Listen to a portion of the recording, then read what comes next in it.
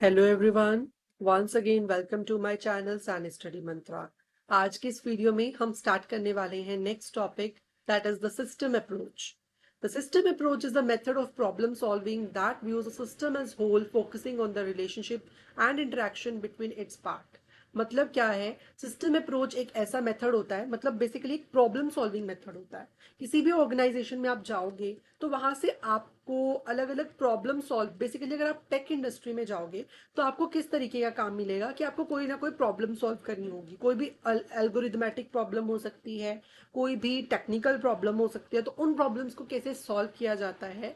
या बड़ी बड़ी ऑर्गेनाइजेशन जो कि नॉन टेक से रिलेटेड भी है, वहां पे भी कुछ ना कुछ प्रॉब्लम्स आती रहती हैं। उन प्रॉब्लम्स को कैसे सॉल्व करना है, यही हमें बताती है हमारी सिस्टम अप्रोच। सिस्टम अप्रोच में हम एक टाइप की अप्रोच फॉलो कर रहे होते हैं, जिससे कि हम डिफरेंट डिफरेंट प्रॉब्लम्स को किस तरीके से इफेक्टिवली सॉल्व कर सकते हैं एक ऑर्गेनाइजेशन में, वो हम सीख रहे होते हैं। System approach is the method of problem solving.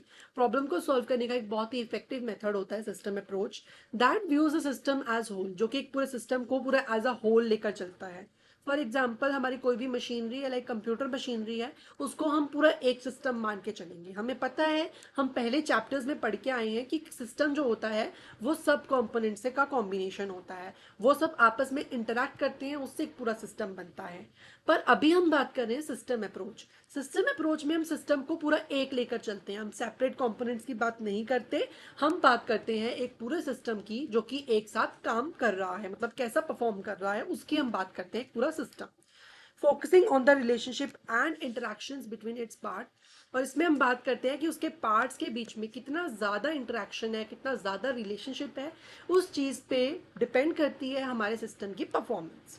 Rather than looking at the individual elements in isolation, the approach examines how those elements work together to achieve a common goal. मतलब कि हम एक एक कंपोनेंट, एक एक सब components को या सब पार्ट्स को हम स्टडी नहीं करते हैं सिस्टम अप्रोच में। सिस्टम अप्रोच में हम एग्जामिन करते हैं दोज एलिमेंट्स, उन एलिमेंट्स को एग्जामिन करते हैं which works together to achieve a common goal. जो कि कॉमन गोल को अचीव करने वाले मेजर कंपोनेंट्स हैं, उनकी हम बात करते हैं, जो कि पूरा सिस्टम है। It emphasis understanding the bigger picture and considering all factors that may influence the system performance.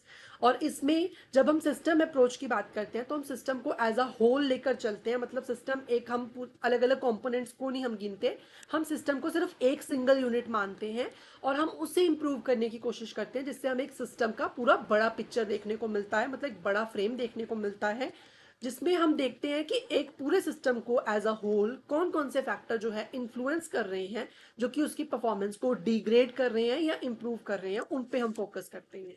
The goal of system approach is often to optimize the performance of a system as a whole.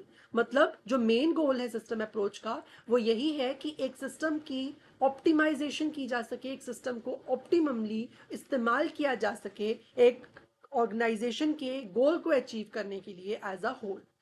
This involves the improving efficiencies. इससे एक organisation की efficiency बढ़ती है, system approach से cost काफी हद तक कम हो जाती है, इफेक्टिवनेस बढ़ती है एक ऑर्गेनाइजेशन में, and aligning the system outputs with the objectives, और ऑब्जेक्टिव्स को भी इजीली जो है अचीव किया जा सकता है। नेक्स्ट है होलिस्टिक व्यू। होलिस्टिक व्यू क्या होता है? Holistic view is a system approach means understanding a system as a whole rather than focusing on individual parts. मतलब कि होलिस्टिक व्यू का मतलब ही यही है, होली, होली मतलब कि सबको साथ में लेकर चलना।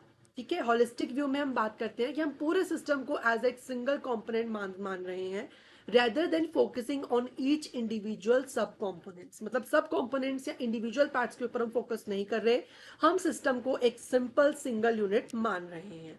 ठीक है, in this system each part of component is connected to each other, और सारे डिफरेंट डिफरेंट कंपोनेंट्स इसमें एक दूसरे के साथ कनेक्टेड होते हैं। अगर हम किसी भी एक पार्ट में चेंज कर देते हैं तो उससे other parts of the system में भी चेंज आ सकता है। मतलब एक हमने फॉर एग्जांपल कंप्यूटर की रैम चेंज कर दी, तो उससे पूरे सिस्टम की परफॉर्मेंस चेंज हो सकती है। ठीक है, तो एक चेंज, थोड़ा सा चेंज सिस्टम में आपके पूरे सिस्टम को चेंज कर सकता है। For example, in a business organization की अगर हम बात करें, if marketing team is not performing well, कि अगर मार्केटिंग टीम अच्छे से आपके प्रोडक्ट को मार्केटाइज नहीं कर रही है, it will affect the sale, जिससे आपकी सेल्स इफेक्ट होंगी, कस्टमर की सेटिस्फेक्शन इफेक्ट होगी, साथ के साथ प्रोडक्शन भी इफेक्ट हो सकती है अगर आप मार्केटिंग अच्छे से नहीं करेंगे। when we adopt the holistic view when we adopt the holistic view, we took looking the problems in isolation and start considering the broader context in they are existing. जब भी हम holistic view की बात करते हैं तो उसके अंदर हम क्या करते हैं, problems को देखते हैं isolation में, components को isolation में नहीं देखते, हम problems को isolate करके स्टडी करते हैं, और जिससे हमें पूरे सिस्टम का एक ब्रॉडर कंसेप्ट अंडरस्टैंड करने का मौका मिलता है, और जो भी प्रॉब्लम होती है that will be easily solve. This allows you the deeper understanding of various elements interact and influence each other.